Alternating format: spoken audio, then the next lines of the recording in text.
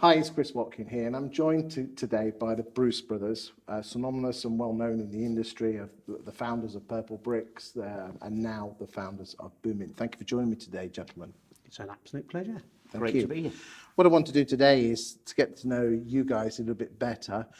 We've had a lot of interaction with each other in the last 18 months, and I've got to know you, but I think the audience would like to know a bit more about the Bruce brothers. Is that okay with you? Is it okay with you? Brilliant.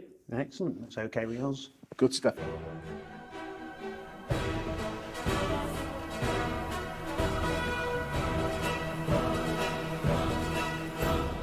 I think I want to start with is, if you don't mind me saying, the pair of you, it's quite unique to have brothers working together in any industry, but especially in this one, and such high-profile brothers.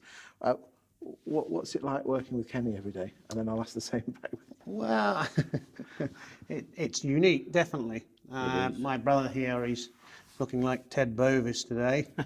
No, it's a privilege actually, because I mean, when you work with someone who's not only a colleague but a friend, he's a member of the family, all of those sorts of things, there's a real advantage because we complement each other, because neither of us really concentrate on exactly the same thing. So we never step on each other's toes a great deal. You can always expect brutal honesty from your brother. So it's the best way to actually, progress. If you want to run a fast growth business, then you definitely do need to surround yourself by people who are going to say it as it is. And they often do. He often does. Always. Did you work together before Purplebricks? Yeah. Yes. So when did you originally come together and work together?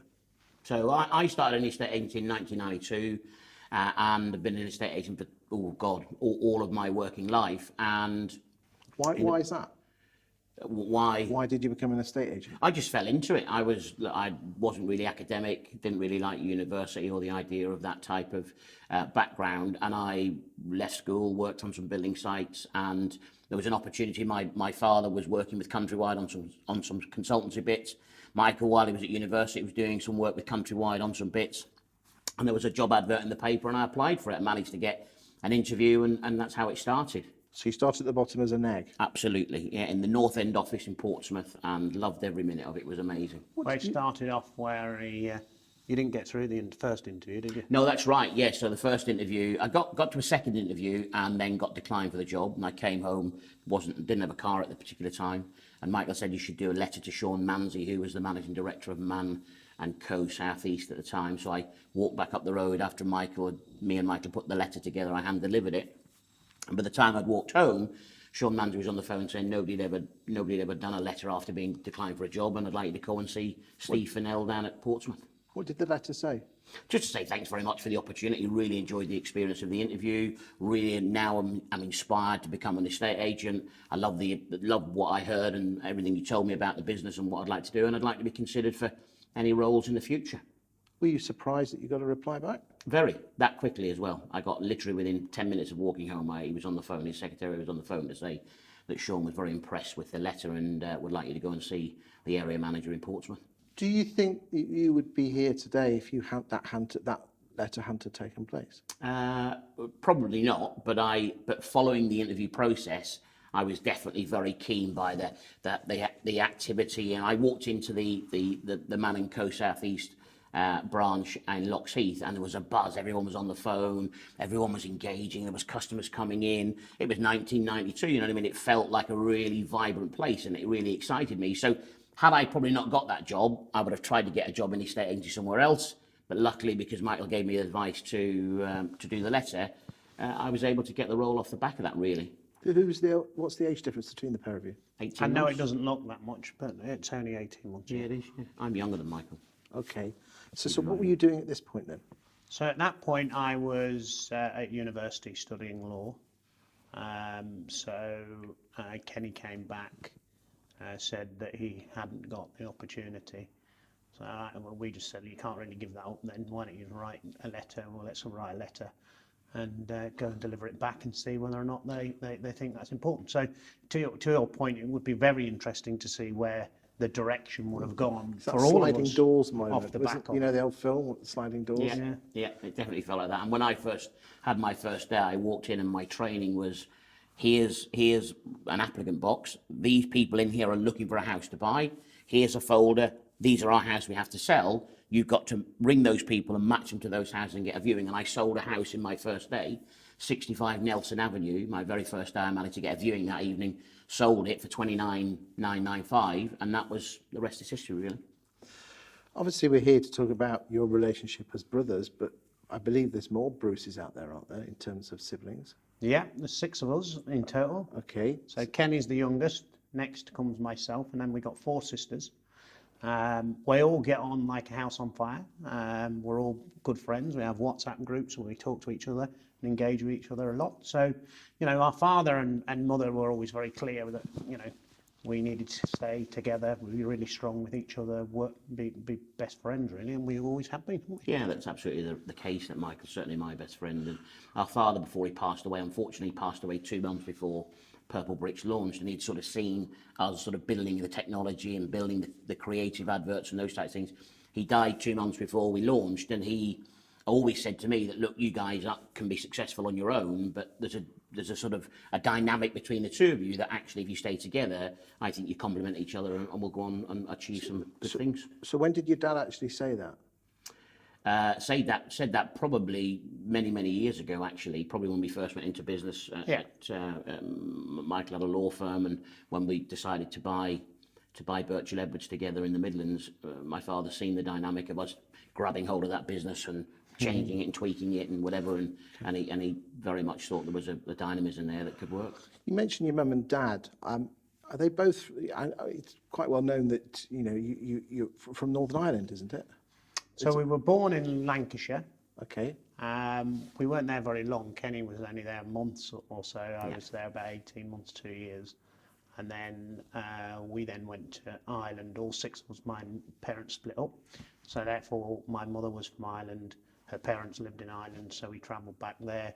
We lived in this little 3-bedroom house with our grandparents. Was that in Larne, or? That's right. Yeah. Until our council house was built. They were building them at the time.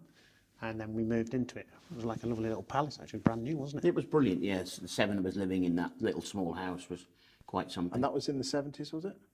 Yeah. That's right, it was, yeah. Okay. So what did your mother teach you, the pair of you? Oh, lots. She's still teaching us, isn't she? Yes.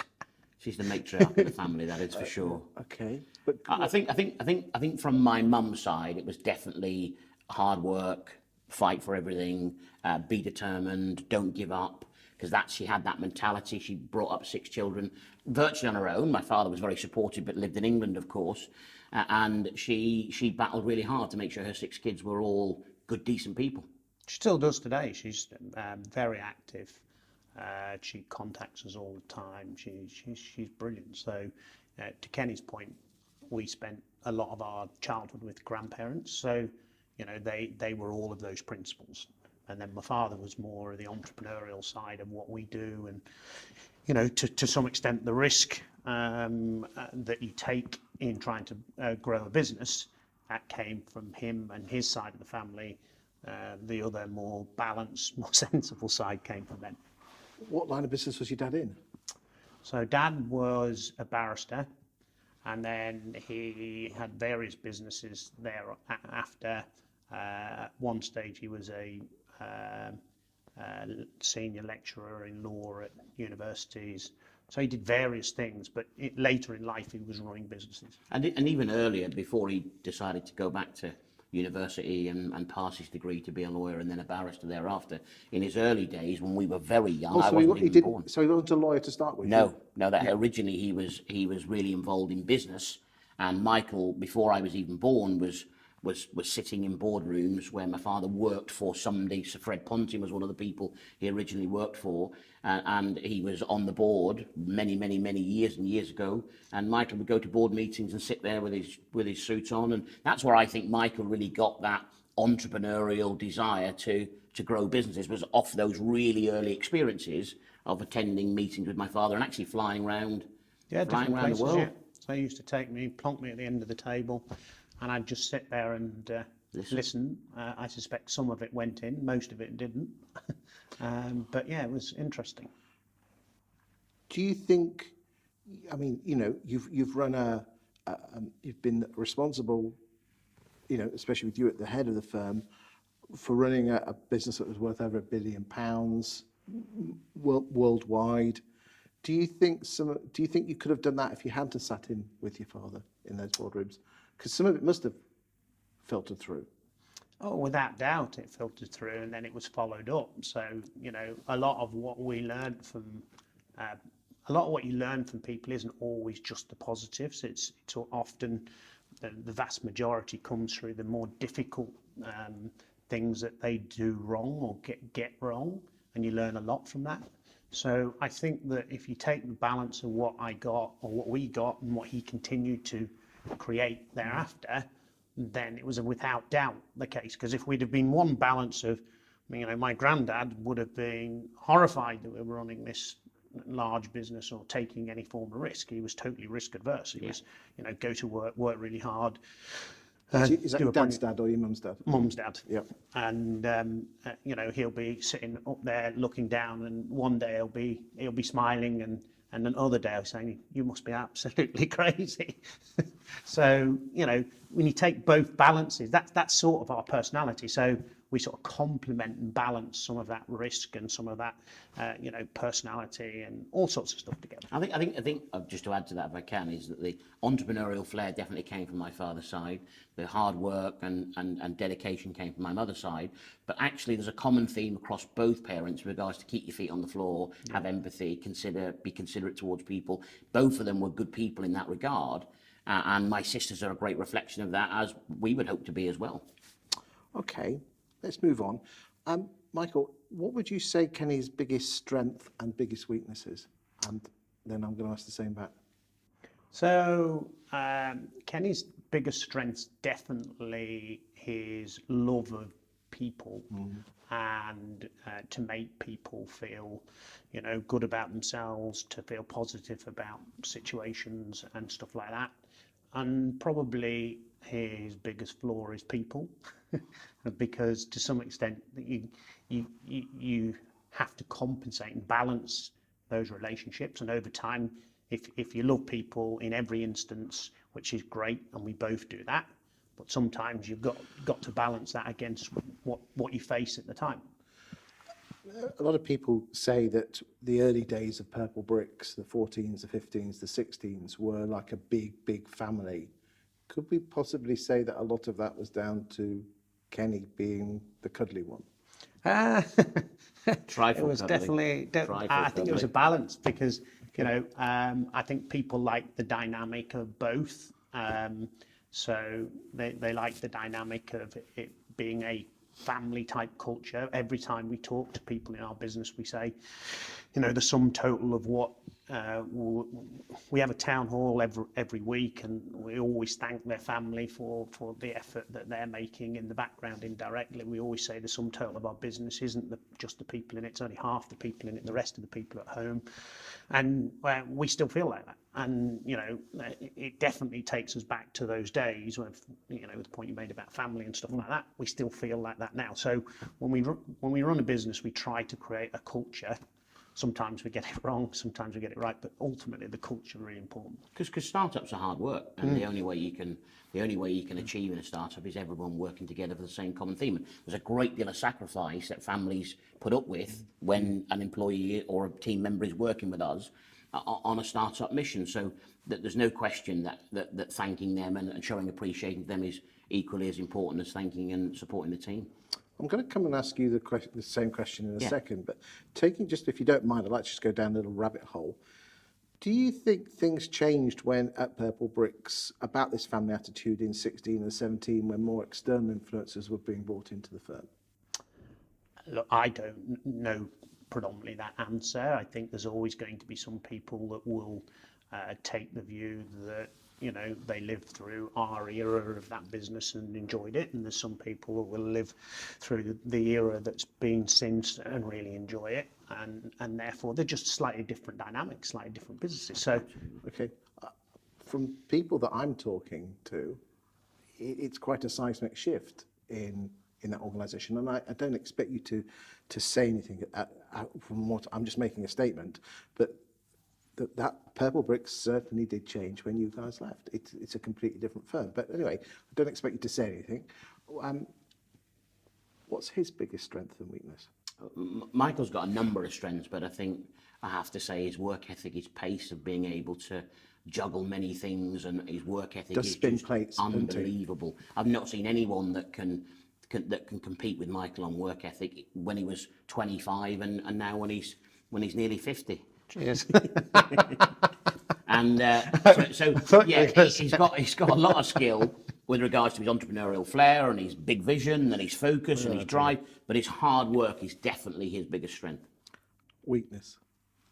I would say probably runs too fast. You know what I mean? Has big ideas, big visions, and probably runs too fast. And I think probably in the past we haven't surrounded ourselves with maybe a level of maturity in round executives that maybe we have now that we didn't have in the future. And I think in particular Athena is a great counterbalance to Michael, our managing director, who in effect keeps the cogs moving on the day-to-day stuff while Michael's focused on the vision and and where we're going to go in the future. So Athena, you say you're MD at Boomin? Yes.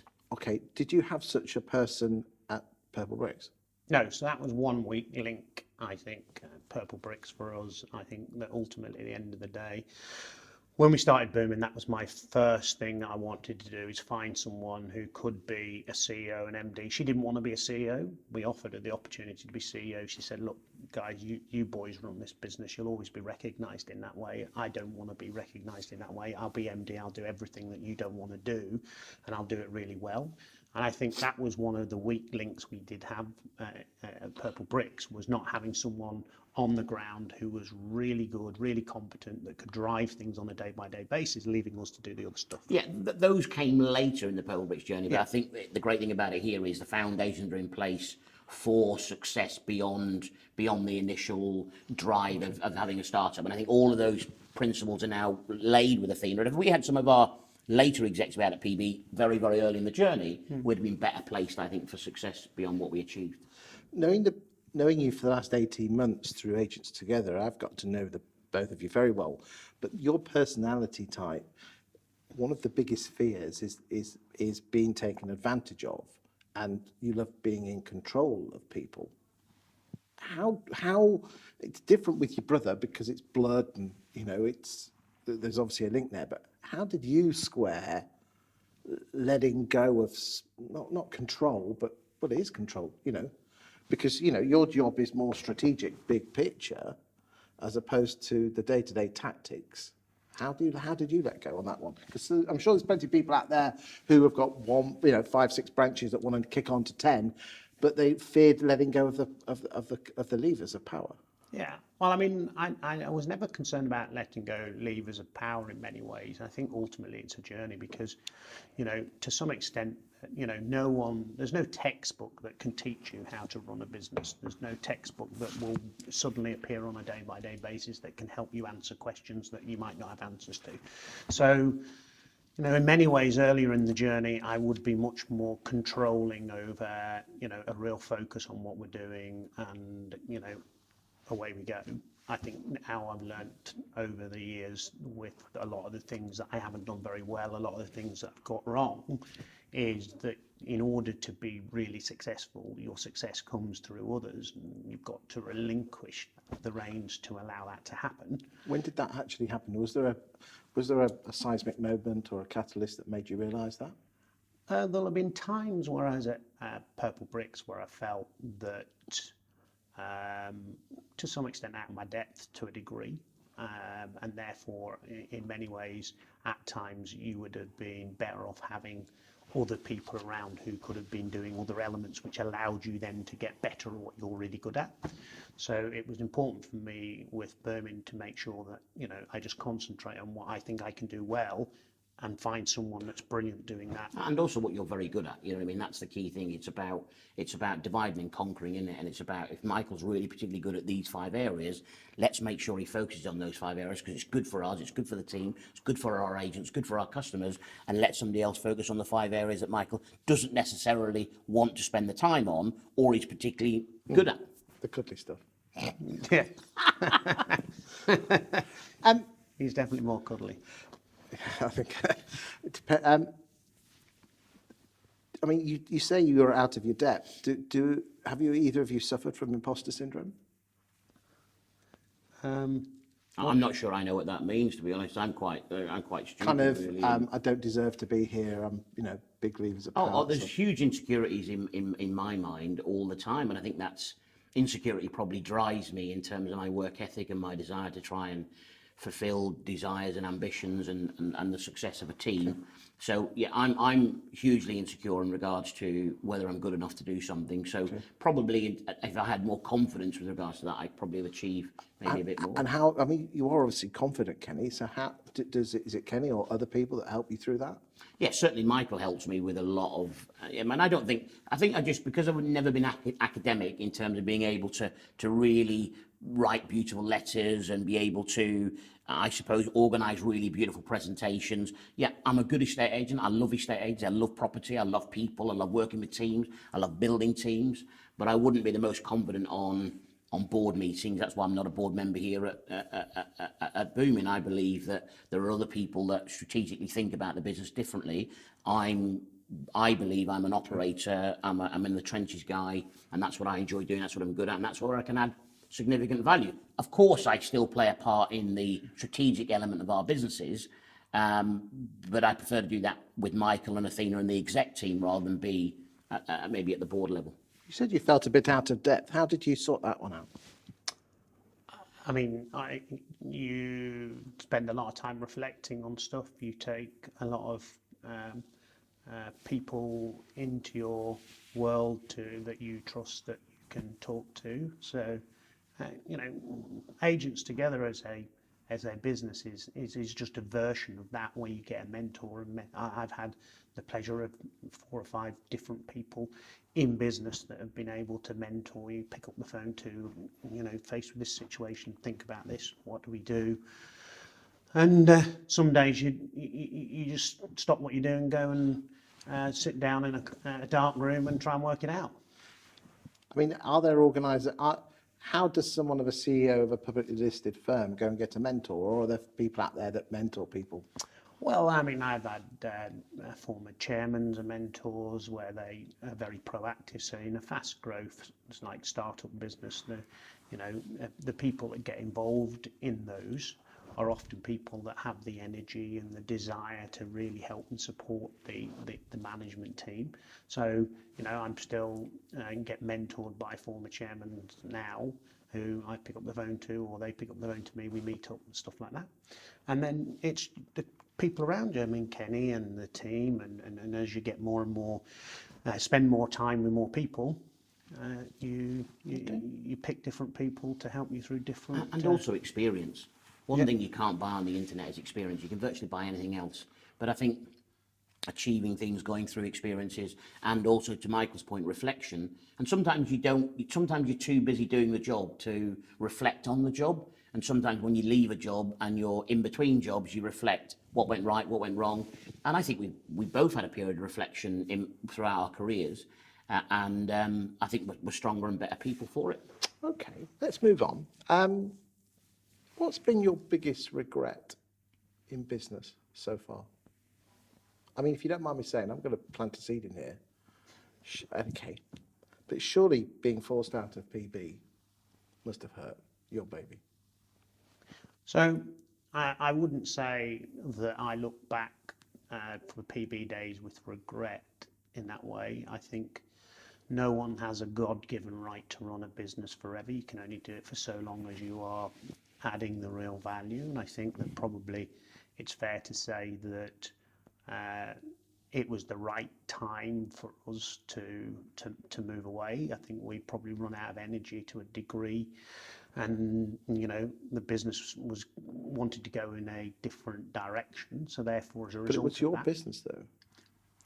I know it was a limited company, but it was kind of your baby, wasn't it? Well, to some extent, it was something that we created, but ultimately, at the end of the day, as time goes on, you to the point we just made earlier, you free up, elements of ownership of the business, because you raise money, you go public markets, you do all of those things. And, for us, business is about what do you want to achieve? What's the objective? And for so long as you're following that objective, for so long as you're adding value to that objective, then I think you've got a seat at the table. But I think once you start to find that you're not doing it in the same way, you're not delivering in the same way, then I think that ultimately you've got to take responsibility, stand aside and allow other people to take the mantle and move on. Did you fall out of love with PP? I certainly didn't. No, I can't speak for Michael, but I didn't. I carry the burden, as we both do, the responsibility of shareholders and of our team's aspirations and dreams. And we clearly, obviously, as you're working with a team, you live and breathe it with them. You know what I mean? So when you're steering or part of the steering committee of a business, and you inspire people to follow you on a journey, that responsibility is very, very important. And we definitely see that as a positive. We take that responsibility and enjoy that responsibility. But when you leave somewhere and a number of people still believe in you and see you as an important cog in it, it can be frustrating for sure. Interesting you say that you realised you had self-awareness that you kind of taken Purplebricks to the extent of where you could take it. Let's not talk about where it's gone since, but that takes a lot of self-awareness to be aware of that, doesn't it? I think it does. I think ultimately at the end of the day, I think we've all got it in us. I mean, you've got to accept, where your strengths are. And concentrate a lot on those strengths and where your weaknesses are and fill those gaps through other people. But at the end of the day, we do what we do because we love it and enjoy it and want to get somewhere, want to do something and want to help other people and want to find answers to problems that exist in the world, because that's what gets us out of bed. But you're both different. Does it, let's be frank, you could have retired and been sitting on a desert island. Well, probably some people would have preferred me to be on a desert island, to be honest. Maybe. So, at the end of the day, I mean, for me, it's our industry is full of amazing people that do a great job, that are like us, just normal guys.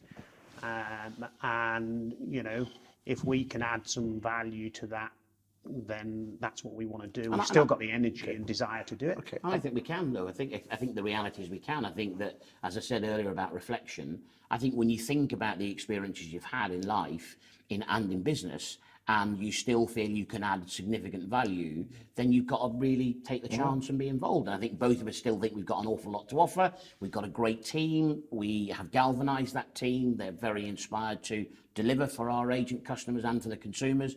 And I think while that still is there, we've got to explore it to the nth degree to see what we can achieve. I just want to go down the rabbit hole just one more time for Purplebricks, and I do reserve the right to go again. But, okay, but that's why one of the reasons people want to watch this is there any choices that you look back now saying we shouldn't have made that? I for one can only say from my perspective that probably with the benefit of hindsight, both me and Michael both going off to America, probably I think on reflection wasn't the right thing to do. I think if I'd have stayed in the UK, I think that probably I would have been less interfering in the US, and that might have been more successful. And I think I would have helped the UK exec team, management team to be even more successful than they were. So I think both of us going, for me, would be something I probably would have changed with the benefit of hindsight. Michael? I think Kenny's sort of hit the nail on the head in lots of ways. I think ultimately, again, we fail to really appreciate the impact that we have on an organisation when we're in it. So, it's 5 years since I ran the UK business, Purplebricks, and us going off to do other stuff in other places, both at the same time, and effectively taking that, strong cultural element that we were trying to do out of the business was a mistake. Secondly, I think that when you do that, you also take a lot of the the real innovation that we would sit and tirelessly think about how can we innovate. So if we'd have stayed in the UK business, we'd have probably made a better job of more innovation and more development and stuff like that. So there's no one thing, but there's what Kenny says is definitely at the top of the list. I mean, if you don't mind me saying, I think there's some lessons here for boys and girls in estate agency land, those that have multiple branches that go and open a second one or a third one. And a lot of time the second one fails because the culture doesn't come across. And unless you're bringing either yourself or a mini-me across, I think there's lessons to be learned there with opening a second branch, or in your case. Well, the best thing to always bear in mind when you start a business, whatever its size or ambition, is from the day you start it, try and find a replacement. So, if you do that, and you then go on to a second office, you then have effectively created the culture to allow you to grow. I think one of the things, definitely to the point you made a minute ago, that I would get wrong is I never thought like that day one. I'd be thinking, how can I build and grow this myself and develop it, rather than how can I find someone to replace me as quickly as possible so that we can grow and develop. And just to be clear, we had a great team in the UK when both me and Michael went off to the US, but I think both going at the same time without me maybe staying for maybe 6 months, a year to bed, because I had a fantastic brilliant guy who was working alongside me as the sales director, and I just think that element of me staying around, making sure not that they were up to thing, but to make sure that we were focusing enough time on innovation, and Michael, we need to spend a bit of time here on innovation, would have helped, I think.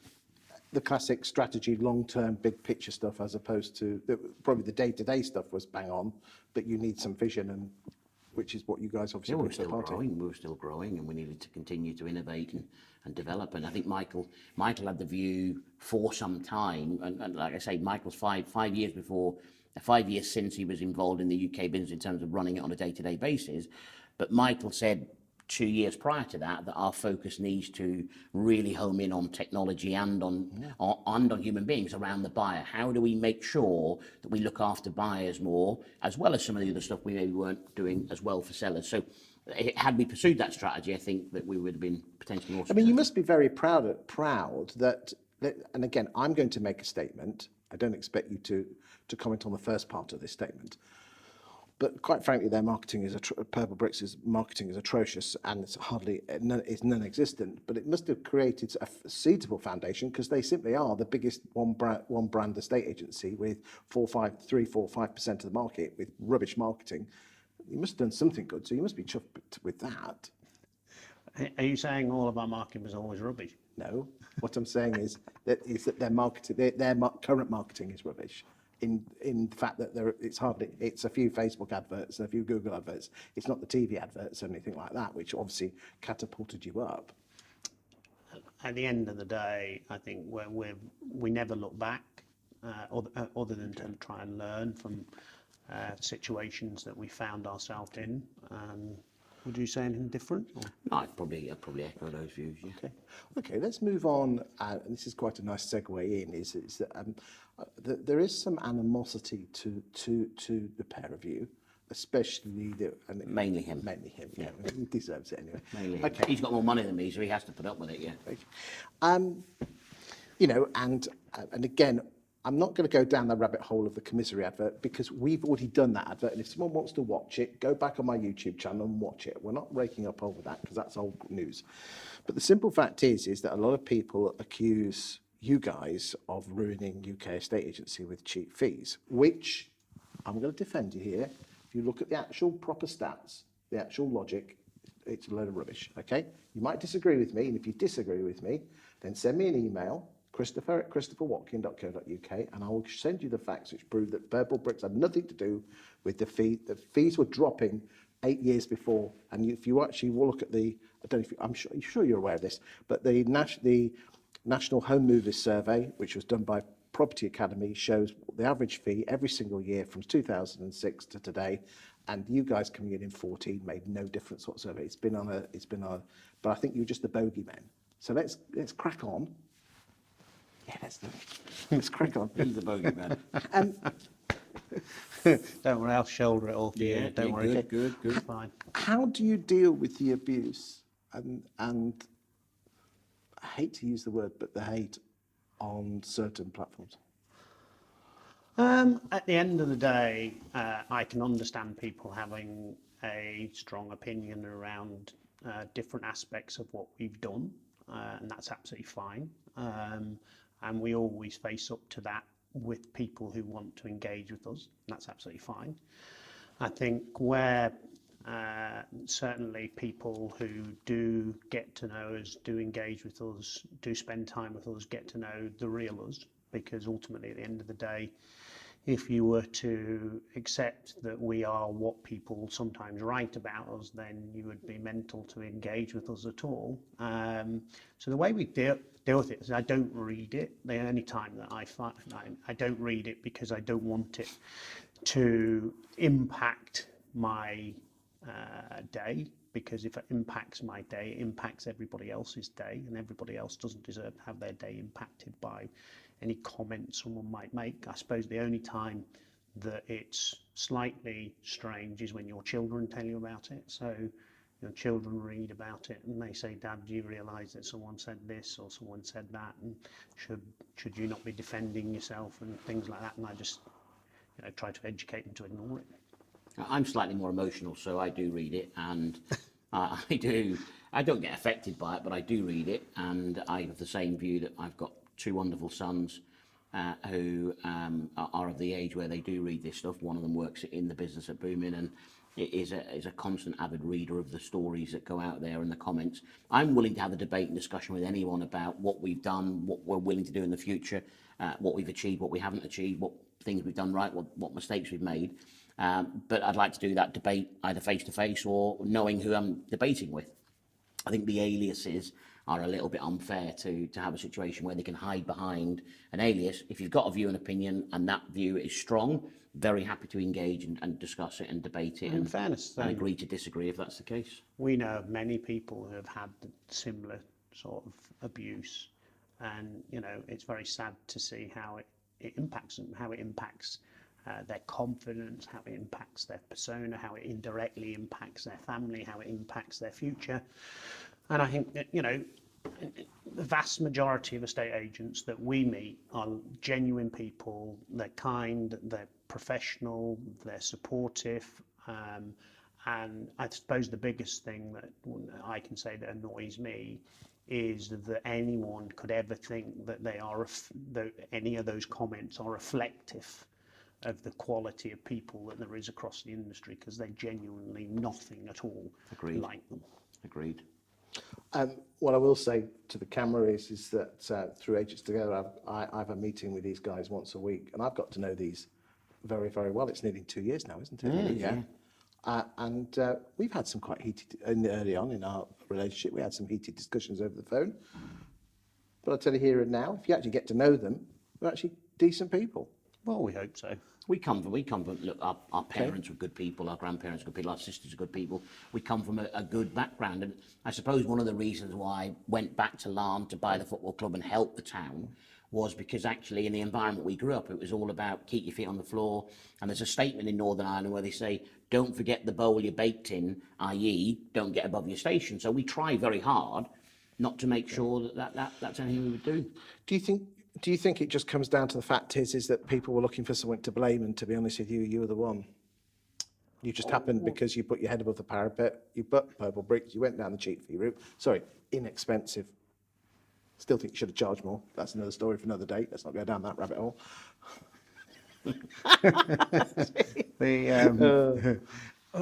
at the end of the day, we just did what hundreds and hundreds of others were doing, just made more noise, and perhaps were a little bit more lucky about the outcome that we got from it, and therefore more people had more to say about it. I mean, in the time that we were engaged around Purplebricks, there were far more estate agents opened up locally to compete against the other agent next door, far more other online agents coming out and building off the back of that. So, we were just one small tiny element of it. We were just a bit noisier than other people. Agreed. Indeed. Okay, if you were to go back and give your 18-year-old self one piece of advice, what would it be?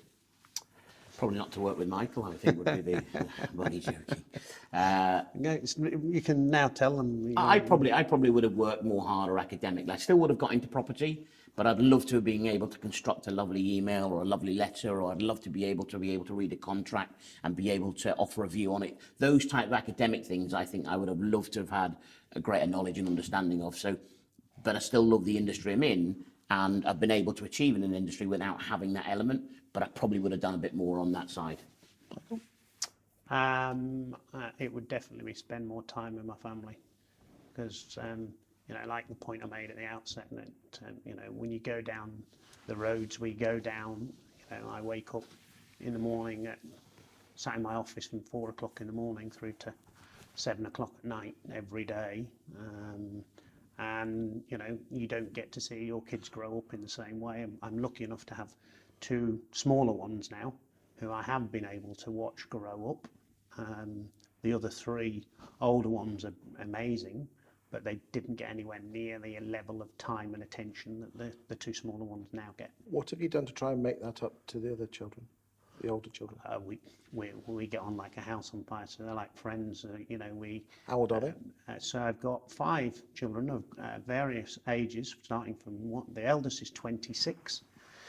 So You had them young, didn't you? second year of university, so that really sort of focused your mind around hard work and trying to actually pay for their upkeep. And then Joe is 21, Theo is 17. So they're the 3 older ones, and then the 2 young ones, Eva Rose, who's 9, and little Maisie Grace, who's about 20 months. See, if I'd have been academic, I'd have answered the question like that, you see, that's the difference. I.e. spending more time with your family, because I'll now get crucified by my family about that. So well done, Michael. I've got 3 children. I've got 2 boys, George, who's 21 years of age, turning 22 very, very soon.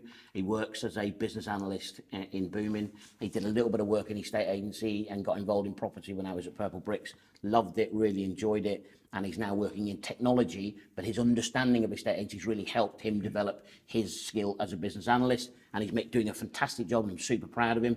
Thomas, who is 21 as well, he is a personal trainer. He was at Portsmouth as a young scholar, professional footballer, got a bad knee injury. He's now turned his attention to strength conditioning and those types of things. Remarkable young man.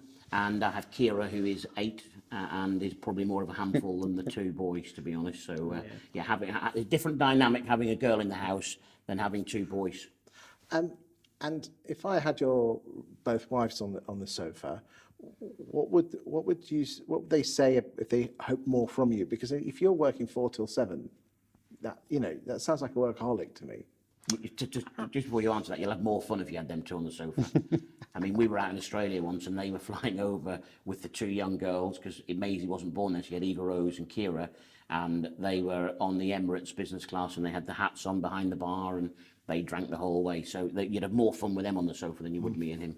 What would they hope you did more of? Because you workaholic. It sounds like you're workaholics. How do you balance that? Because I know you go on holiday. You go some nice holidays, pair of you. Yeah, I go on holiday firstly to avoid divorce. So I go on holiday quite often to be in a different destination. It doesn't matter. Yeah, but you still work there. I still work there. The only thing that's sort of pissed me off slightly is whoever invented Zoom. I'd like to meet them one day, because in the past you could go on holiday, you had a phone and a laptop, and you made that work. And then somebody invented video, so now you've got to take a shirt and a jacket with you. So you sat with a pair of shorts underneath.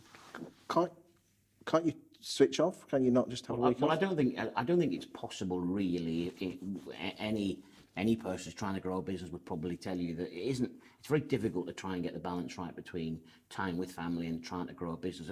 The reality is, the businesses that me and Michael have been involved in, they're part of the family. So they're there constantly all the time, just like your children and your wives. They're just part of the family. They're there all the time. They're constantly on your mind. You're constantly being aware of it. So even when you do spend time, and the short space of time you do spend with your family, you are thinking about the business and thinking about where it's going and what it's doing. I think it's also important to be honest with your family about what you're trying to do.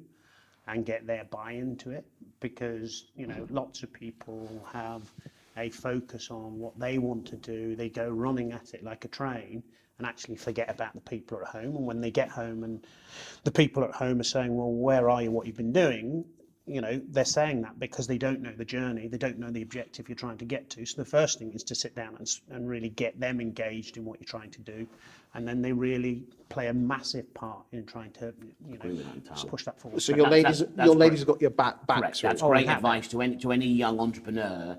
Get your partner, your life partner, somebody, your family, whoever it may be, involved in that vision, that focus, because collectively what you can achieve together is far greater than what you can do on your own if they're not part of what you're trying to achieve. So I think that's really good advice. Earlier on, you talked about people who had influenced your life, the pair of you, and we've talked very specifically about your mum and your dad and your grandparents. But externally from the family, who's made a significant difference on your business, and personally? I mean, every single person that we engage with firstly has a big influence. They all play a big part in each other's success. I think I have lots of people who have mentored me. Nick Discombe still does it. He was our former chairman and then senior non-exec. We have a number of people really who support us in that way, aren't there? Yeah, there's a huge number of people that throughout our business lives, from a very young age right through to where we are today, whether it's your first legal role with Steve, who's with us today, in terms of that type of thing, or whether it's some of the people I'm involved with. So yeah, we've got an amazing support group of people that we've worked with in the past who certainly should share in some of the success we've had, because it's definitely thanks to their mentorship and their support. So you both shook up the property industry with Purplebricks, and now you're the brains behind, the client first, agent focused property platform portal, Boomin. Many agents are fearful or reticent to join Boomin for that reason. What would your response be to that? Well, I can understand people being reticent. All I'd say is come and get to know us.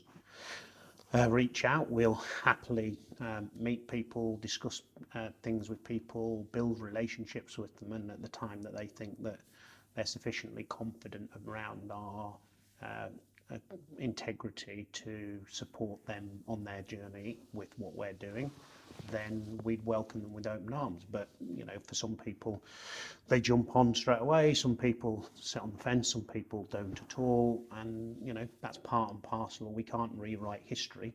All we can do is write what we're doing now, and hope that people, when they see what we're doing now, see it's genuine, and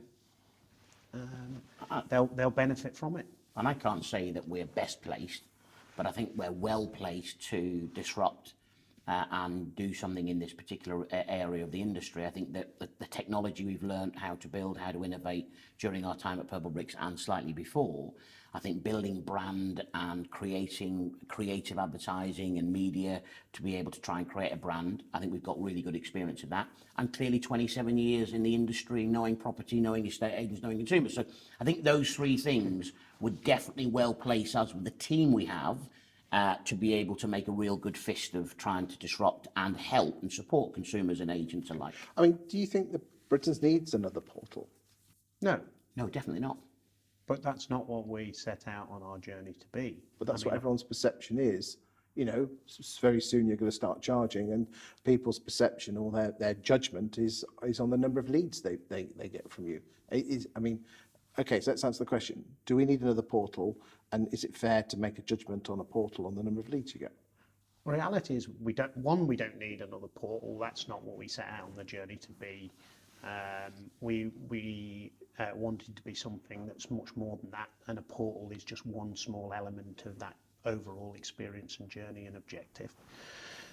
Two, I think deciding on the success or otherwise of a portal by leads alone is underestimating the importance of the investment you're making, whether that's in a portal or whether that's Boomin or anything, because portals have done nothing, with the greatest respect, to try and increase transaction volume in our market in the time they've been in existence. And that's not for any other reason than the model that they've created is such that they need the oxygen of a live listing in order to create anything. Whereas if you're a great negotiator that's sat in a branch, you don't have that oxygen of that live listing, you've got to create. And therefore, in order for us to advance the cause for agents, build more transactions, get more people engaged in the industry, you've got to go back before a live listing and start to really try and create something back there. So that's why everything that we're trying to do is to try and generate more activity, whether that's through Smart Val and getting people engaging more earlier, getting them engaging with agents. So, because when agents get engagement, they create markets, they create activity off the back of it. If it's Property Playground, it's encouraging and supporting those people who are still very early, passive in their journey, to get active. It's about getting people then into, going into a secret property, which is about just ensuring that those valuations that are taking place will generate interest and activity off the back of them, like they would if they rang the neg. The neg would tell them, I'm going out to 2 valuations, so let me see if I can try and get you around there.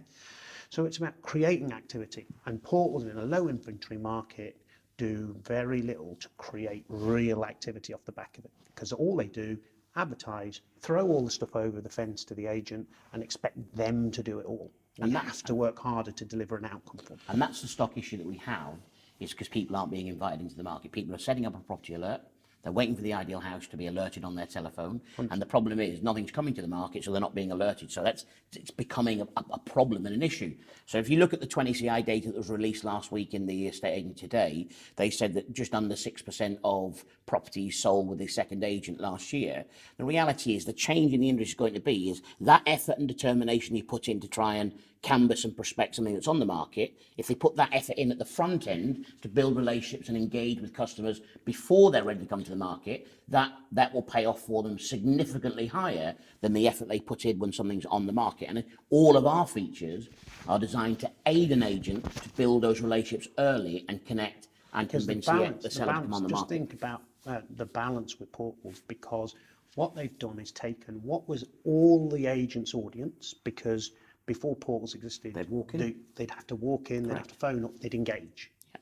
So they've taken a big proportion of that audience. We estimate about 70% of that audience now they've taken, and they've shifted them to a database, because people go to a portal, they do a search, they create an alert, and they sit there and wait.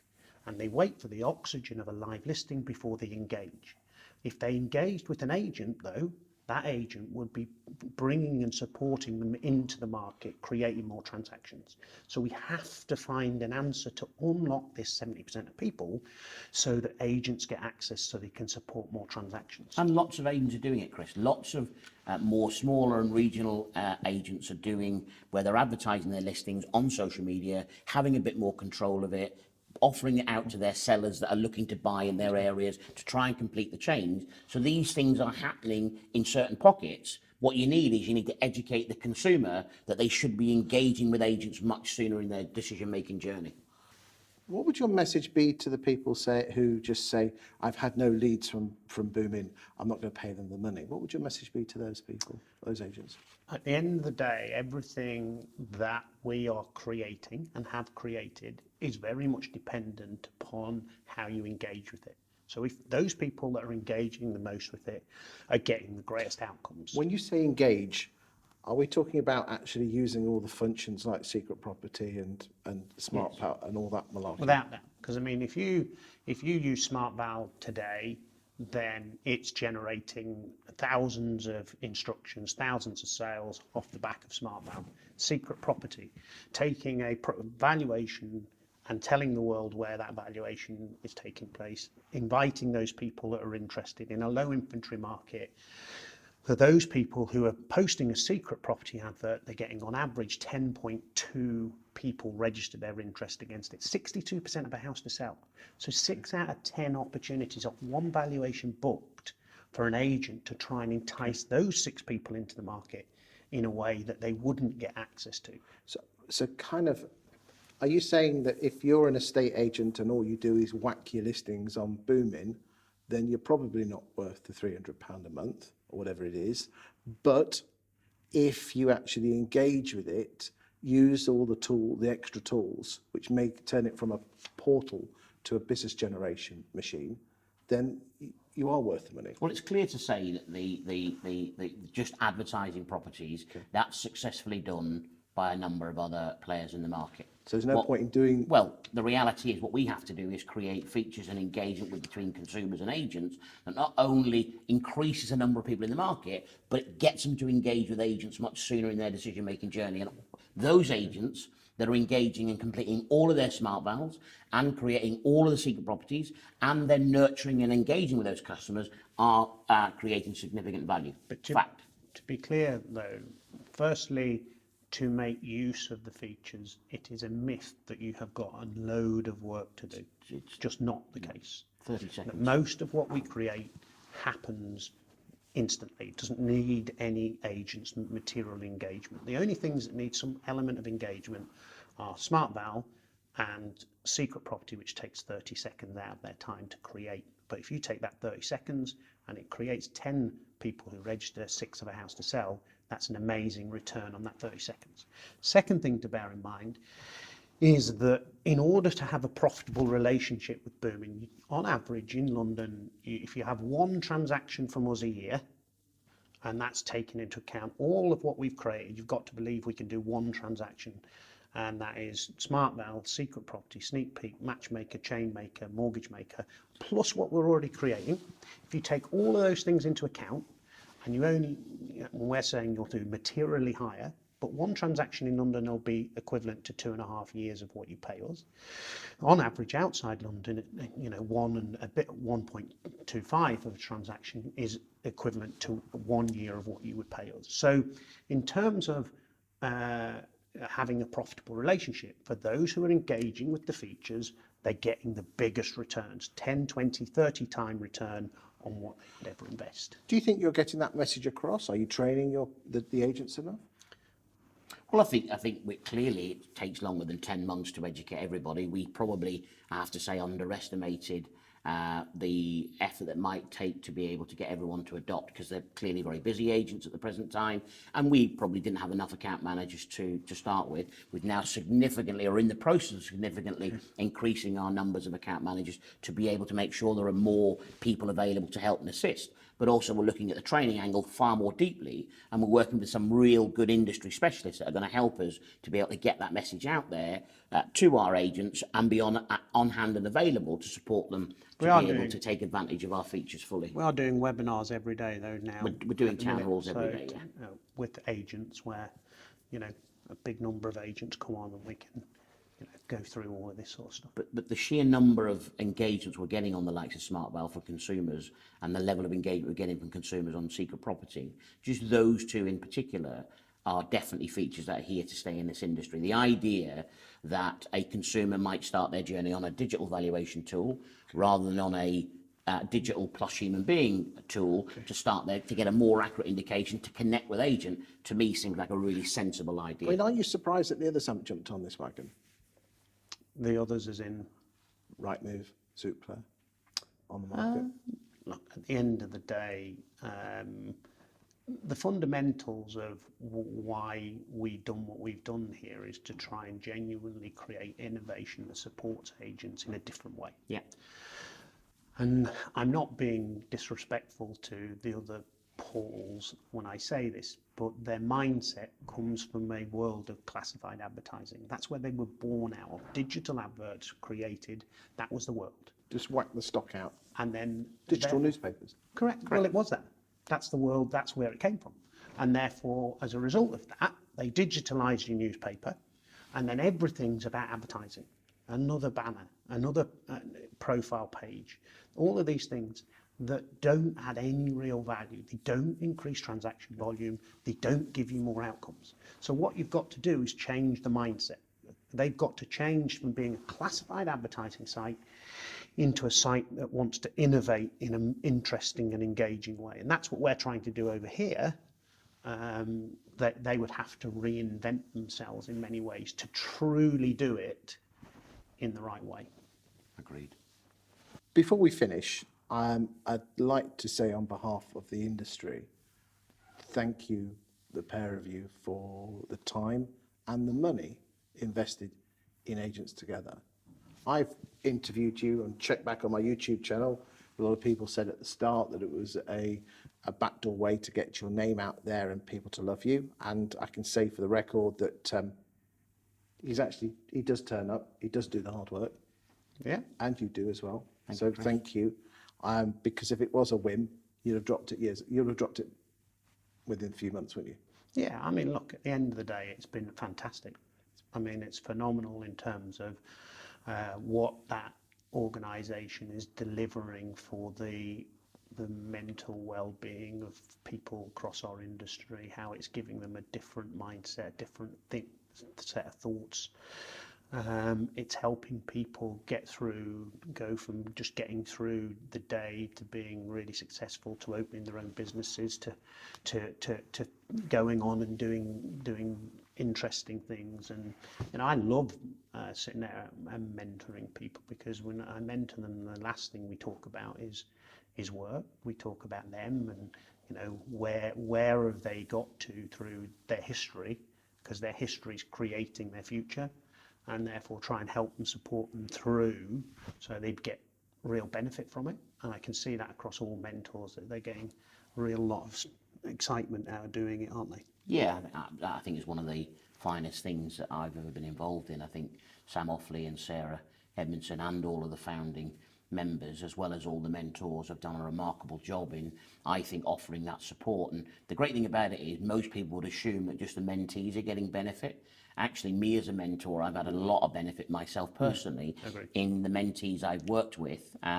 Wide variety of people who are all brilliant. I've made friends with them. They're friends of mine now. But the reality is it's given me an opportunity in my busy world to stop, to sharpen the saw, to think about what I'm going to talk about, to think about what we're engaged with. They're stimulating things in my mind that I would never have thought of. So I think it's been a fantastic initiative, and well done to all of those that have been involved in a remarkable job. I certainly want to say thank you to the pair of you, thank you to all the founders, and particularly big thank yous to Sarah Edmondson driving. You fell on your feet with her, didn't you? Yeah, she's really fantastic. did. Okay. And obviously Sam Offley, who basically is the relationship manager, or as we like to call him, the Silver Black. Yeah, he's great too. You know, we've done over 500.